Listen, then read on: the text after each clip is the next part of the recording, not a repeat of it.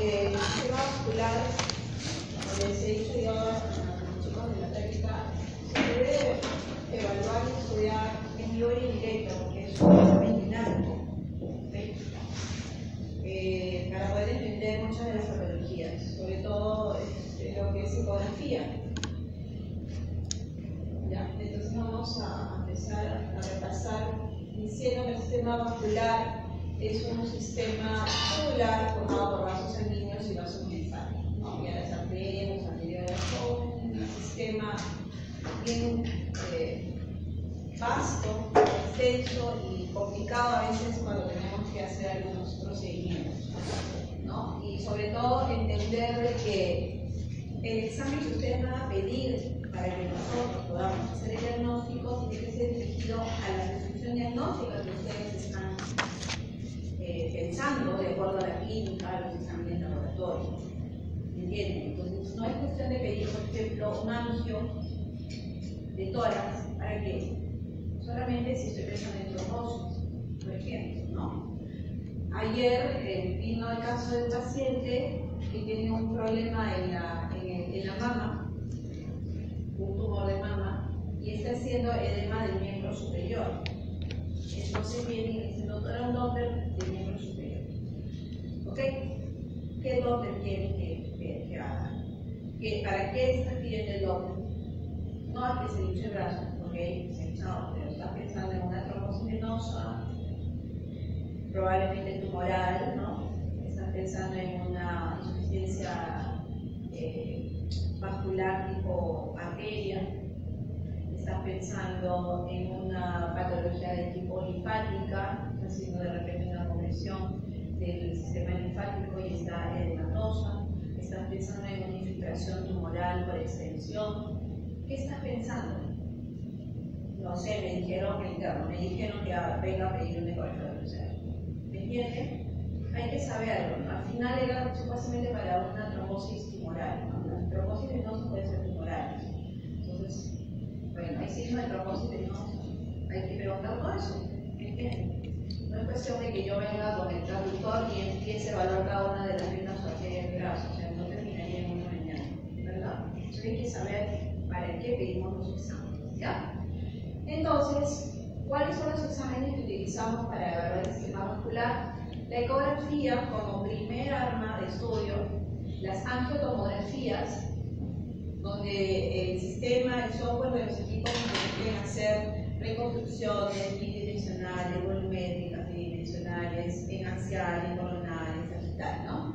Las angioresonancias que también tienen que ser súper dirigidas, no todos podemos hacer angios.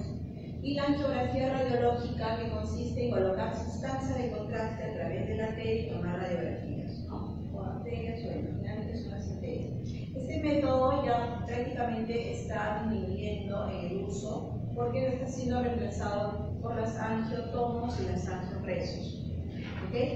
Entonces, las distintas técnicas de imagen nos permiten evaluar la totalidad, casi la totalidad de cosas que no podemos mirar, de los vasos del cuerpo con o sin contraste, ¿no? Aquí en las angios sí utilizamos contraste, en las ecografías no utilizamos contraste, usamos otro método. Ya, para mejorar la visualización se emplean distintos métodos como la supresión digital, la reconstrucción y todo esto que ya les he mencionado hace un momento. Entonces empezaremos siempre por el principio. En imágenes siempre debemos empezar por el primer método de elección para el examen o para la patología que estamos pensando.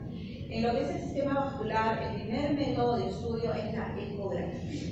¿Ok? Entonces, podemos ver la morfología de los vasos, podemos ver también las características del flujo sanguíneo y para eso del flujo utilizamos pues, lo que es el sistema Doppler.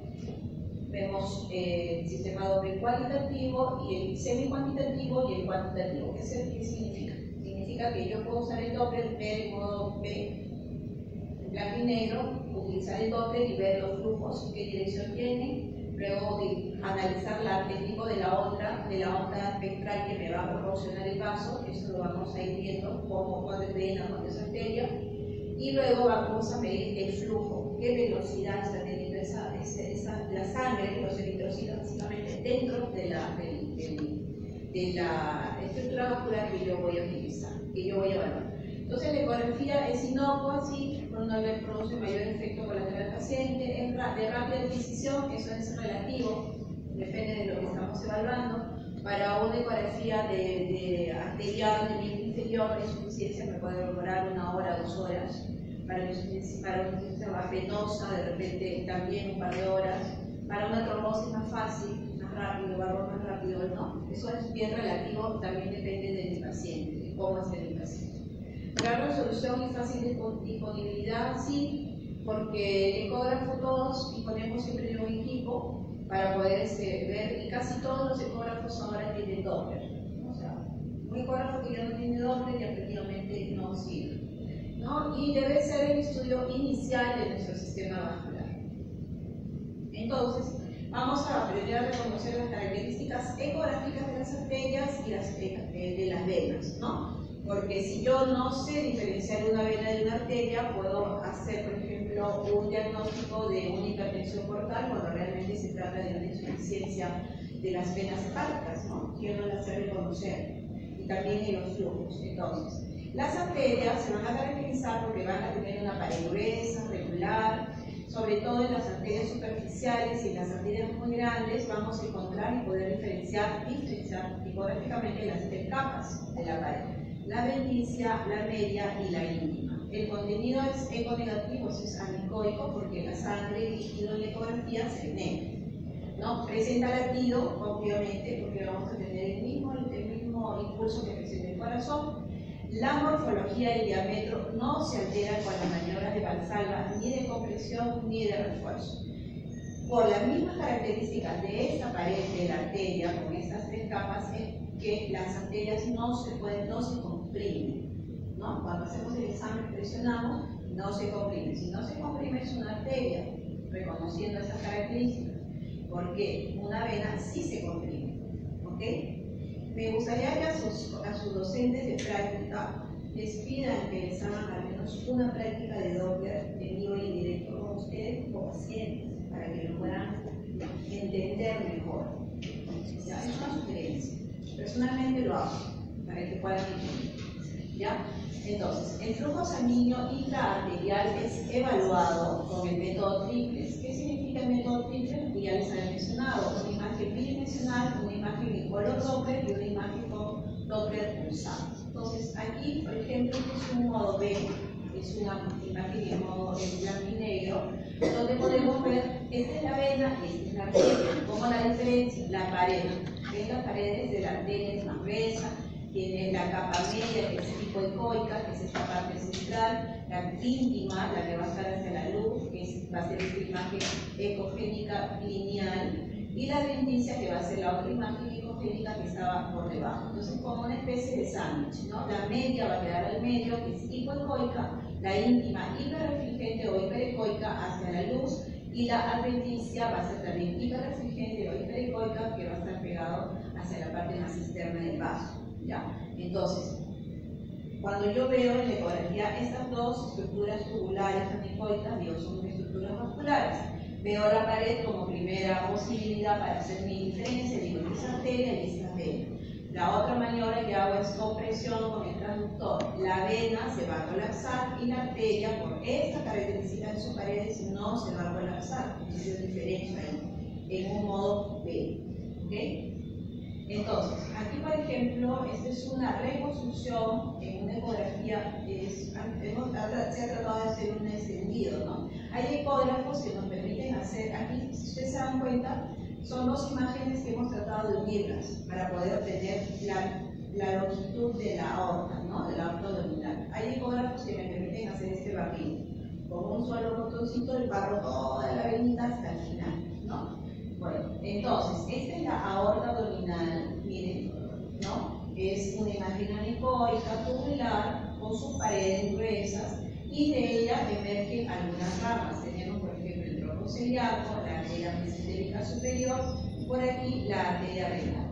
Es importante conocer la anatomía para poder yo decir, imaginemos que aquí tenga una placa reumatosa, es decir, que la placa está cerca al tronco celíaco.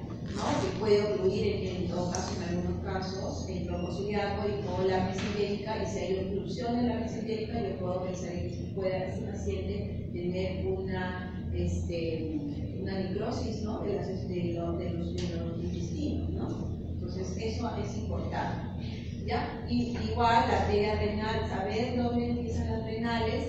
¿Por qué? Porque cuando vemos aneurismas, que son las dilataciones anormales de la pared, de la luz, tenemos que decir si están de localización por encima de las renales o por debajo de las renales. Acá hay un asiento, aquí a mi lado. ¿No? Es importante porque el cirujano vascular pueda planear su cirugía, eso es importante. Entonces, aquí tenemos el corte longitudinal y el mismo corte en transversal. ¿Ya? Es aquí lo estamos viendo así, y en el siguiente corte lo estamos viendo así, con el traductor, ¿cierto? Entonces, las venas que estaban tubulares, ahora las vemos solamente de esa forma, ¿no? Entonces aquí nuevamente vemos a la aorta, al costado de la aorta está la cava, aquí aparece la mesentérica superior y aquí la vena mesentérica, ¿ok? Entonces, esto es el retroperitoneo básicamente, donde tenemos estructuras vasculares, pero si ustedes se dan cuenta, en esta imagen tenemos acá otra imagen sólida y hipoicóica, ¿ven? Esto es patológico, podrá ser un tumor, puede ser el ganglio, lo que sea. Al costado de los vasos siempre hay grasita, no debe haber nada, ¿ok? Entonces, esto es probablemente un nódulo, me parece, mi ganglional, ¿ok? Y por debajo va a aparecer la sombra de la columna vertebral, que se ve negro, porque ustedes ya saben que los huesos no pueden ser atravesados por el ultrasonido, ¿no es cierto? Y me va a dar una imagen anecoica. Y obviamente, si recuerdan la anatomía, la aorta va pegada siempre a mi vértebra, ¿no es cierto? Ok, entonces, ¿qué es lo que yo puedo hacer después de utilizar un modo B? Utilizar el color, la ecografía Doppler. Y yo puedo identificar, en este caso se trata del vaso, y vemos la arteria esplénica y la vena esplénica. ¿Por qué en rojo y por qué en azul? Eso ya lo he explicado. ¿Por qué en rojo? ¿Ah? ¿Ah? Corrimiento de rojo. ¿Qué cosa? Corrimiento de rojo. Corrimiento de rojo, ¿qué es eso? Cuando se acerca al transductor. Azul es cuando se aleja del transductor. Para eso tenemos que conocer nuestro equipo, porque yo en el equipo puedo invertir los colores. ¿Ok? Pero por convención, todo lo que se acerca al transductor se va a pintar de rojo y todo lo que se aleja del transductor se va a pintar de azul. No significa, en este caso la arteria se acerca y la vena se aleja, ¿no es cierto? Pero si yo invierto puedo estar al revés, ¿no es cierto? Entonces hay que tener bastante cuidado cuando hacemos el examen. Aquí otro corte de la arteria femoral, miren, tenemos aquí la femoral común, miren, arteria, y se pinta en azul. ¿Por qué? Y la arteria femoral superficial y la arteria femoral profunda. ¿Por qué se pintaría en azul? ¿Ah? Porque se está alejando el transductor, pero yo creo que aquí básicamente lo que está sucediendo es que no se ha hecho un buen corte de orientación del ángulo o de la dirección a donde va la arteria, ¿no? Por eso que yo les digo, hay que tener bastante cuidado cuando nosotros hacemos Doppler. Tenemos que conocer nuestro equipo, ver nuestra barra de color, si no está invertida, y ver la dirección. Si yo sé que las arterias llevan sangre, tengo que orientar. Bueno, ya son otras cosas que ponemos ahí nosotros, el ángulo de orientación del flujo, para que me salga en rojo. Pero acá hay un efecto que es bien importante, que es esto aquí, miren, hay azul, hay medio celeste y hay rojito, ¿no es cierto? Significa que aquí hay un flujo turbulento. Ese flujo turbulento puede ser porque aquí hay una bifurcación, ¿no es cierto? Entonces la sangre llega aquí, como que se choca, hace un remolino y avanza. ¿Ok? Esa parte también nosotros nos vamos evaluando. Entonces, el flujo arterial utilizamos el método Triplex. Significa, hacemos una visualización primero así, en modo B, al mismo tiempo ponemos el color y luego hacemos el espectro. y obtenemos esta imagen de acá. ¿No? Mira, aquí está la vena o la arteria en este caso. Ponemos color y ponemos el Doppler pulsado para que nos dibuje un espectro, donde la onda que es más elevada va a ser el pico sistólico, luego viene una diástole y luego viene otra vez un pico sistólico. Ese es el espectro normal de las arterias. Todas las arterias de nuestro cuerpo nos tienen que dar estos picos de sístole y de diástole. Cuando estos picos se alteran, nosotros podemos hablar de insuficiencias, de obstrucciones, de placas ateromatosas que están produciendo obstrucción en el flujo. ¿Okay? Entonces, al final tenemos una imagen bidimensional, que es esta de acá, de modo que el color, el Doppler pulsado, que es estas ondas, y todo eso lo vamos a llamar un espectro. Entonces, cuando informamos, decimos espectro de la arteria femoral conservado. Significa que hay sístole, diástole, con velocidad de tanto, pico sistólico de tanto, y pico flujo diastólico de tanto. Eso le interesa vascular para saber si hay un problema SC y qué tratamiento le va a dar, ¿no es cierto? Entonces, en el análisis espectral, el espectro corresponde a un ciclo cardíaco, estamos hablando de arterias. Está representado por un sistema de coordenadas. El componente vertical representa la velocidad de los hematíes y el componente horizontal representa el tiempo en segundos, o sea, la velocidad. La morfología del espectro nos informa sobre funciones, estenosis, tanto proximales como distales. O sea, todo eso que está ahí se refiere a estas marcas que nosotros ponemos para obtener los flujos. ¿Ok? Entonces, ahora hablemos de los capilares y las venas. El Doppler color nos permite visualizar el flujo sanguíneo de los capilares y venas. Es posible evaluar neoangiogénesis, sobre todo en enfermedades tipo tumorales, pero también en condiciones fisiológicas como por ejemplo la ovulación, el cuerpo amarillo, el corión frondoso cuando hay gestación, ¿no? Y en pacientes que tienen tanto tumores benignos, malignos o procesos inflamatorios. Entonces, por ejemplo, aquí tenemos una imagen anecoica que corresponde al folículo dominante durante el periodo de ovulación de la paciente, que al ponerle el color, el Doppler, vemos que pinta alrededor, ¿no es cierto? Significa que hay una microvascularización arterial y capilar presente a este nivel, eso es normal, ¿no? Este es un espectro fisiológico normal. Aquí otro caso donde vemos el cuerpo amarillo, también vemos que no hay gestación, pero se produce cuando hay gestación, y se va a caracterizar porque hay una imagen anecoica de una pared vesicogénica que tiene bastante flujo alrededor. Obviamente tenemos que saber en qué fase del ciclo está el paciente, ¿no? Todo tiene que ir de acuerdo a la clínica. Ecografía en casos de isquemia, por ejemplo. El Doppler nos permite diagnosticar isquemia cuando no vemos flujo a nivel de la pared intestinal. En los casos de obstrucción intestinal, podemos hablar de que esa pared del intestino se va a destrozar, eso tiene que ser quirúrgico. También en los casos del testículo, cuando tenemos casos de torsión testicular, la torsión testicular es una emergencia. Cuando nosotros sospechamos un chiquito, un paciente adulto, sobre todo los niños, tienen torsión testicular porque hay dolor, hay edema, hay aumento del volumen del testículo, tenemos que hacer de todas maneras un Doppler para ver si está llegando sangre al testículo. Tenemos horas para diagnosticar eso, porque si un niño pierde el testículo, lo operan y le sacan el testículo. ¿Okay? También tenemos que saber, podemos evaluar el parénquima de las vísceras óseas en el caso de trombosis totales o segmentarias. Esto es importante, sobre todo en pacientes, por ejemplo, con hipertensión portal, que hacen trombosis, pacientes que tienen tumores, trombosis tumorales, y podemos sospechar en que ese órgano va a dejar de funcionar en cualquier momento. Entonces, normalmente vemos, en este caso viene un riñón y la perfusión renal es marcada. Es uno de los órganos muy vascularizados, donde vemos que esta perfusión es normal.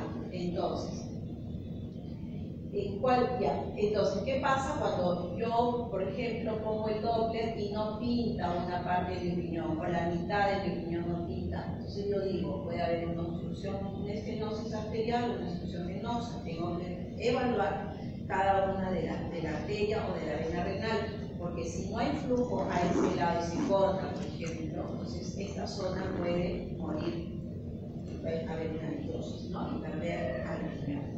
Hubo el caso de un paciente que fue operado de unos ganglios mesentéricos retroperitoneales por un tumor de testículo, un chico de 18 años, hijo de un médico, que al momento que hicieron la cirugía y sacaron los ganglios, cortaron la vena.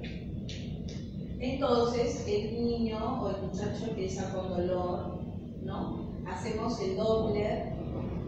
¿Por qué? Porque hicimos una tomografía previa y había una zona que no se pintaba la vena renal. Hicimos el Doppler y efectivamente había una suerte de obstrucción de la vena porque lo habían cortado, ¿no es cierto?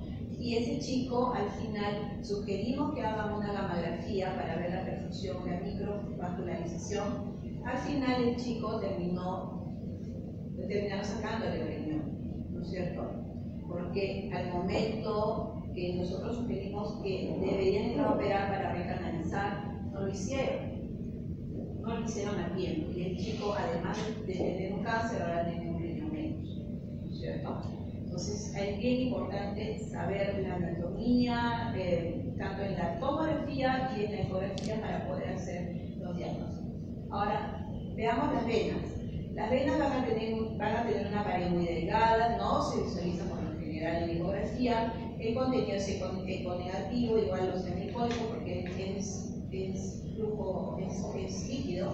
La presencia de las válvulas, esto es importante sobre todo en los miembros inferiores, porque cuando la válvula falla, entonces va a haber un retorno venoso y eso se traduce en las famosas varices, ¿no?, de los pacientes. Sus características fisiológicas se evalúan con algunas maniobras. Compresión, yo presiono a la vena durante el procedimiento y la vena debe colapsar. Si la vena no se colapsa, yo puedo sospechar, inferir de que hay algo adentro, y ese algo puede ser un trombo, ¿ok? También la vena va a cambiar de tamaño cuando hacemos maniobra de Valsalva. Le decimos que empuje al paciente y no cambia su calibre, patológico. Y las maniobras de refuerzo, que se refieren a que yo comprimo en forma distal, si estoy evaluando la femoral acá, comprimo aquí en la pantorrilla y tiene que haber un retorno venoso alto, ¿no? Si eso no sirve, si no se ve eso, entonces también es patológico. Entonces, el espectro Doppler nos va a mostrar un flujo monofásico homogéneo sin picos históricos. Primero, la misma imagen que veíamos antes, la arteria por sus paredes, y la vena que está aquí y de la pared prácticamente pasa desapercibida. Es siempre un poquito más gordita, pero se va a comprimir. Entonces aquí vemos, mira, la vena nuevamente, el tamaño, el ancho del lumen, las paredes que son perceptibles en el caso y su contenido anecoico. ¿Okay? Aquí vemos las válvulas. Nosotros cuando hacemos el Doppler, sobre todo venoso inferior, vemos las válvulas, se mueven y no se mueven. Entonces, en ese momento hacemos maniobras para ver si la válvula, hay apertura de válvulas y cierre de válvulas, porque a veces se abren y no se cierran. Entonces va a haber un flujo anómalo ahí y eso se traduce en las varices, en la insuficiencia venosa. ¿Okay? Entonces vemos estas imágenes hiperecoicas, laminares intraluminales, que se van a abrir y se van a cerrar durante el flujo normal. Ahorita sus venas, sus válvulas se están abriendo, cerrando, de acuerdo a cómo van moviendo sus piernas. Entonces, tenemos que visualizar igual la ecografía bidimensional, utilizar Doppler, y tenemos que también hacer las maniobras que ya les mencionaba. Entonces, por ejemplo, cuando hacemos maniobras de compresión, aquí tenemos la arteria y la vena, ¿ok? Es arteria y vena, ¿ok? En la femoral. Si yo comprimo con mi transductor, o sea, estoy haciendo la ecografía y presiono en la maniobra de compresión, la vena se colapsa, desaparece. Eso es normal. Si no se colapsa, es patológico. si yo estoy pensando en trombosis, yo digo, sí, hay una trombosis de la femoral, porque no se colapsa, así no le ponga Doppler. Yo ya puedo estar haciendo un diagnóstico desde ese inicio. ¿Ok? Esa es la maniobra de compresión. Todas las venas se colapsan, las arterias no. La maniobra de Valsalva. Aquí tenemos la vena y la arteria. Cuando le decimos al paciente que puje, señora, puje, puja la paciente y la vena aumenta de tamaño. Eso es normal. Si no aumenta de tamaño, significa que hay algo rígido ahí, probablemente trombosis, que no está permitiendo que esa vena se expanda en forma adecuada. ¿Ok? Entonces, maniobra de Valsalva, la vena debe aumentar de tamaño. Por eso también, cuando hacemos el examen de Doppler, el paciente tiene que estar en un estado fisiológico de tranquilidad. El paciente no puede empujar, el paciente señor no hable, tranquilo, no se mueva, respire normal. Porque esos movimientos también me pueden alterar eso y yo puedo estar soriendo, ¿cierto? La maniobra de refuerzo, ¿qué significa? Estoy haciendo el Doppler aquí arriba y comprimo la pantorrilla, y ¿qué es lo que va a suceder? Igual, yo hago la maniobra de refuerzo y la vena también tiene que aumentar de tamaño. Si no aumenta el tamaño, patológico, insuficiencia, trombosis, de acuerdo a lo que estemos evaluando. Entonces, esas tres maniobras nosotros utilizamos durante la evaluación Doppler venoso. ¿Ok? Entonces, ¿se acuerdan que en el espectro de la arteria teníamos sístole y diástole? Aquí la vena va a tener un flujo continuo, así, monofásico se llama, ¿no es cierto? Puede variar en algunos casos por la respiración, sobre todo en la vena porta. Ahí se ve muy bien cómo la porta tiene una forma ondulante porque cambia con la respiración. ¿Ya? Pues aquí se puede experimentar pequeños cambios con la respiración, pero este es el flujo. Entonces, si en su examen les ponen, este flujo corresponde a vena o arteria, ustedes tienen que marcar que esa vena. Si tienen el otro espectro, que es sístole y diástole, es una arteria. ¿Okay?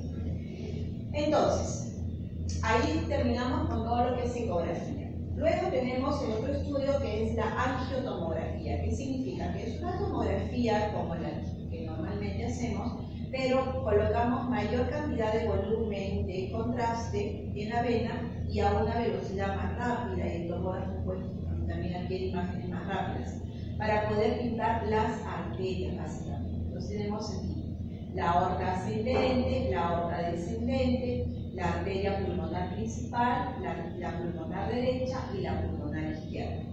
¿Qué nos interesa ver? Si hay cosas adentro, si hay trombos adentro, ¿me entienden? Entonces, si yo tengo una trombosis de la pulmonar, probablemente entonces el pulmoncito de ese lado está sufriendo, tengo que anticoagularlo para que pueda perfundir, ¿no es cierto? ¿Y qué es lo que nos permite hacer nuestros equipos? Nos permiten hacer este tipo de imágenes que son reconstrucciones, ¿no? Concentración digital, aquí tenemos el callado de la aorta, aquí también tenemos el callado de la aorta y los vasos que llegan a través del cuello hacia nuestro cerebro. Estas cosas podemos hacer con los equipos que nos facilitan el diagnóstico. También podemos hacer reconstrucciones volumétricas. Miren, aquí tenemos los vasos arteriales, venosos y arteriales del pulmón. Podemos también evaluar si hay signos de trombosis. ¿Y esto qué cosa es? ¿Qué es eso? ¿Ah? Un nódulo. Un nódulo pulmonar. Nada más. Sí, dice mi amigo que está durmiendo. Nódulo pulmonar. Otra cosa que nos permite hacer nuestros equipos modernos son este tipo de reconstrucciones, ¿no? A colores, se mueve para arriba, para abajo. Nos ayuda para poder ver estas imágenes, en este caso que son las coronarias, pero nosotros, los radiólogos, tenemos que estar en la capacidad de poder hacer diagnósticos no con reconstrucciones, sino con los cortes convencionales axiales. Aquí otra reconstrucción de las arterias coronarias. ¿Para qué nos sirve este tipo de imágenes? Para poder ver si hay obstrucciones y sobre todo si hay placas, ¿no? Hay un examen que se llama score de calcio, donde nosotros medimos cuántas placas o cuánto calcio, cuánta calcificación tienen las arterias coronarias y podemos predecir el riesgo coronario de ese paciente, sobre todo, por ejemplo, en pacientes diabéticos, ¿no? Entonces yo puedo decir, si el cuadro coronario de esta paciente es alta, la probabilidad de que ella haga un infarto es alta. Entonces ahí tiene que entrar el cardiólogo para poder minimizar ese riesgo, ¿no es cierto? Aquí otra vez las ramas de las coronarias y sus pequeñas ramas adyacentes, todo eso podemos hacerlo con los angios. Aquí tenemos soporte axial, vemos al páncreas acá, pero vemos la vena, en este caso la vena esplénica.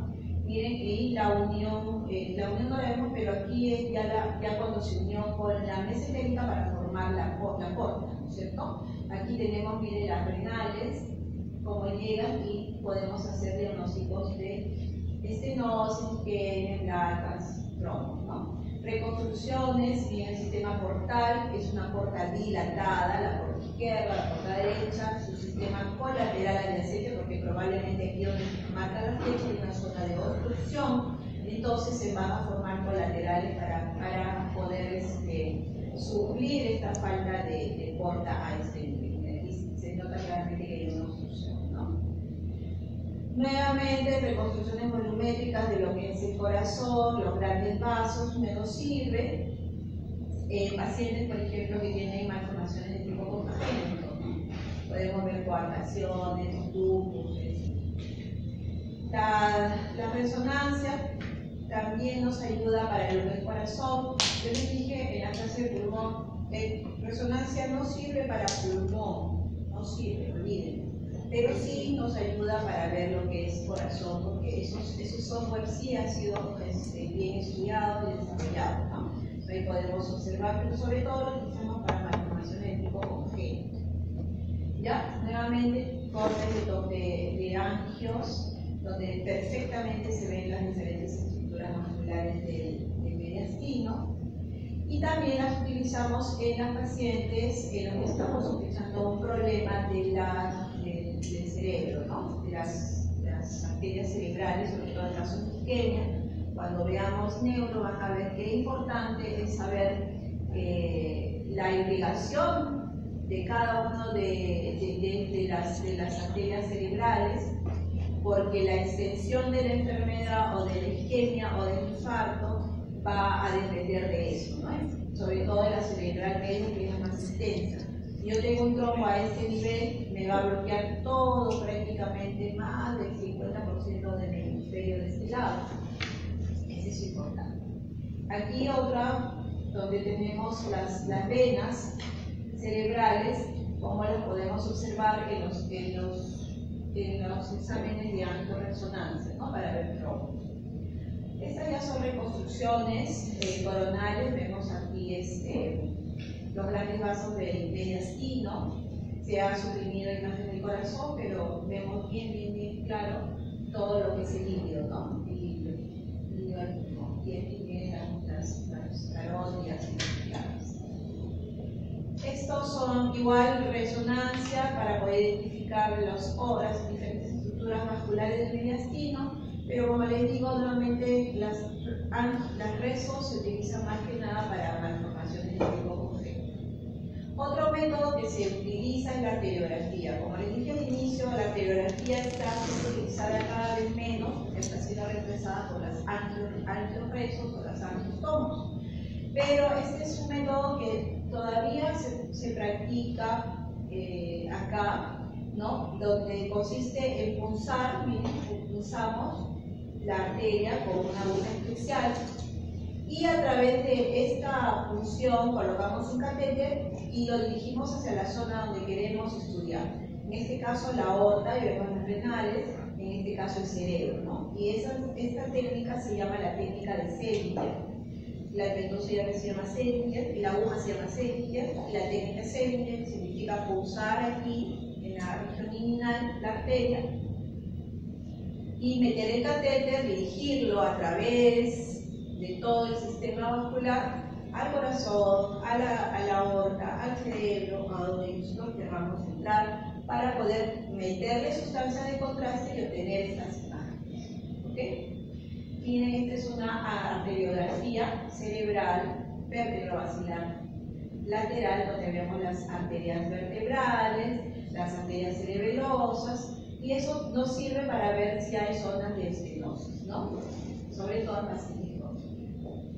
Aquí otra arteriografía. Esto se hacía mucho en este hospital, ¿no? Sobre todo estaban los radiólogos con los neurólogos. Ahora esto ya prácticamente se está en desuso. El paciente tenía muchas complicaciones porque hay que de contraste en gran volumen al paciente en el sistema arterial cerebral, había dolor de cabeza, algunos podrían hacer inclusive edema, ¿no?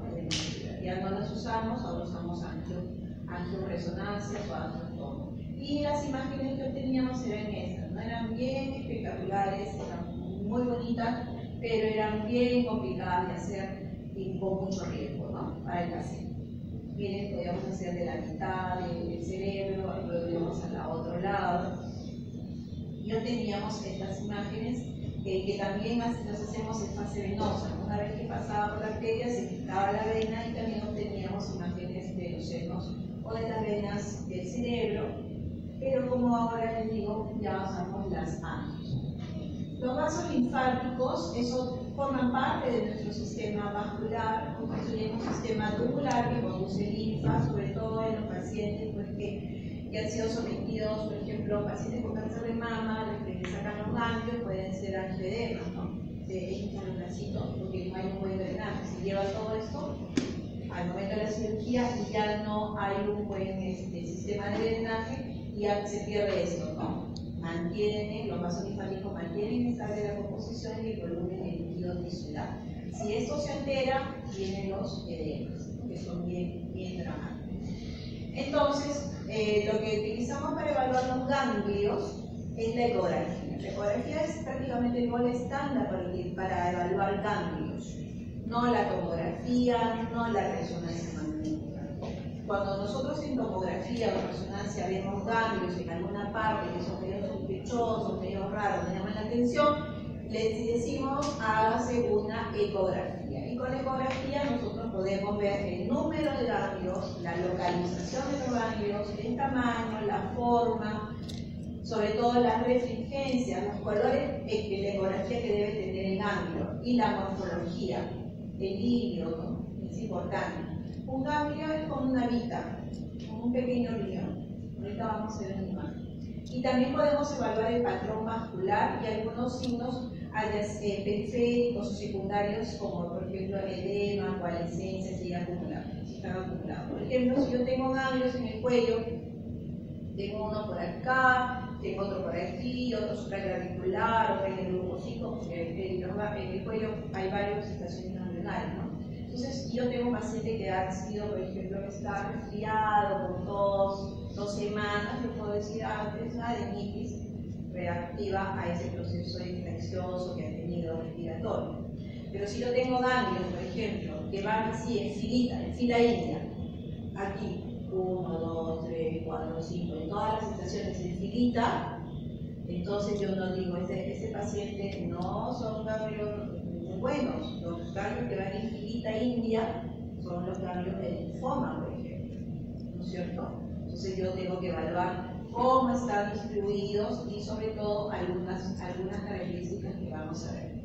Si ustedes se dan cuenta, este es un ganglio, se parece a un pequeño riñón. Y una imagen hipoecoica periférica y una imagen hiperrefringente o hiperecoica central.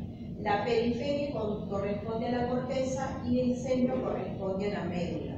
Y se ve blanco aquí, o hiperrefringente, porque contiene grasa. Eso es lo normal. Y son así alargados, ¿no? Ovalados, sin mayor problema. Si yo veo este ganglio exagerando, que mida 20 centímetros, el tamaño no me importa, me importa la forma que tiene este ganglio y el grosor de esta pared, de esta corteza, de esta cortical. Entonces, por ejemplo, este es Doppler. ¿Podemos utilizar Doppler para evaluar los ganglios? Sí. Ponemos Doppler y como sabemos que el ganglio tiene un hilio aquí, lo que yo espero es que con el Doppler pinte la zona del hilio. ¿Ok? Entonces tenemos varios patrones que nosotros podemos estudiar. Por ejemplo, un patrón lineal, pero hacia el ilio. Otro patrón un poquito más como ramificado, pero siempre en el ilio, ¿ven? Siempre en el ilio, siempre en el ilio. Nunca en la cortical. Si yo veo un ganglio que al ponerle el Doppler pinta toda la cortical, pues es malo. Algo está pasando en ese ganglio, ¿ok? El Doppler siempre tiene que pintar en el ilio. Ok, entonces, si yo les dije que era el ganglio normal, es un ganglio ovalado, reiforme. Si yo veo un ganglio redondo, ese ganglio no es cristiano, algo está pasando, ¿ya? Entonces, que aparte no veo el ilio, hay pérdida de la diferenciación corteza-ilio, eso también es malo, ¿ok? Ahora, si al ganglio además le sale una zona de necrosis central, ya hay líquido ahí, está pasando algo peor, es un ganglio patológico. Y como les comenté a mis alumnos, cuando yo veo una zona de necrosis dentro de los ganglios, yo tengo que sospechar en quién, ¿se acuerdan? En tuberculosis. ¿Ok? Tuberculosis. Es un ganglio que se afecta. Y sobre todo, si yo tengo un ganglio que tiene bordes irregulares, con mayor razón, yo tengo que sospechar que es patológico. ¿Me entienden? Entonces, es oval. Si es redondo, es malo. Si tiene zona de necrosis central, es malo. Si tiene bordes irregulares, es malo. ¿Ok? Estos ganglios, por lo general, se tienen que biopsiar. Yo puedo tener un ganglio patológico sin ninguna evidencia de un tumor adyacente. Pero si esto me hace sospechar, yo tengo que mandarlo a biopsiar a este ganglio. ¿Ok? Ahora en octubre, por ejemplo, que estamos en el mes de la mama y todos tenemos nuestro lazo rosado, ¿no? Entonces, ¿qué hacemos nosotros? Cuando hacemos mama, evaluamos las axilas. Si yo en la axila veo un ganglio de esta forma, ese ganglio lo biopsio, así no tenga ninguna imagen en la mama, porque es sospechoso. Tiene que ir a biopsia.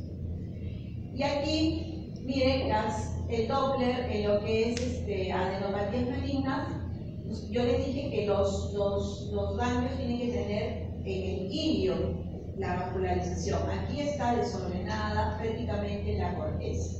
Y un grueso ilio aquí también es patológico. Además se dan cuenta de que estos ganglios miren, son redondos. A pesar de ser oval, no tiene su centro, su ilio hemogénico central, eso también es tan malo, ¿cierto?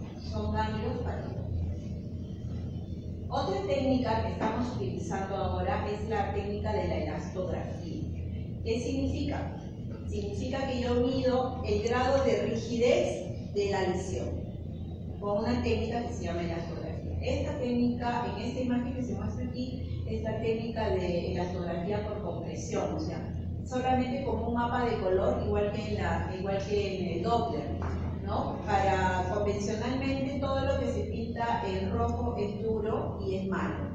Todo lo que se pinta en verde es blando y es bueno. Y ahí vamos en las escalas.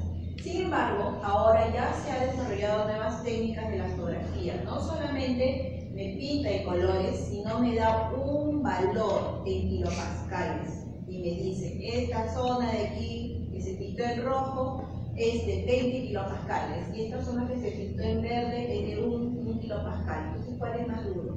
El que es 20, y eso es patológico, eso es malo. Generalmente, cuando un tejido es tumoral o tipo lesión expansiva, generalmente es más duro, hay más zona de fibrosis. Entonces, yo lo asocio a un ganglio de tipo sospechoso secundario. ¿Entienden? Entonces, esas son las nuevas técnicas que tenemos ya acá en el Perú. En el hospital no tenemos, ahorita tenemos esta técnica nada más, pero que en algún día ojalá lo podamos hacer. Entonces, hasta ahora hemos hablado de cosas más o menos normales. Vamos a entrar al tema de las patologías.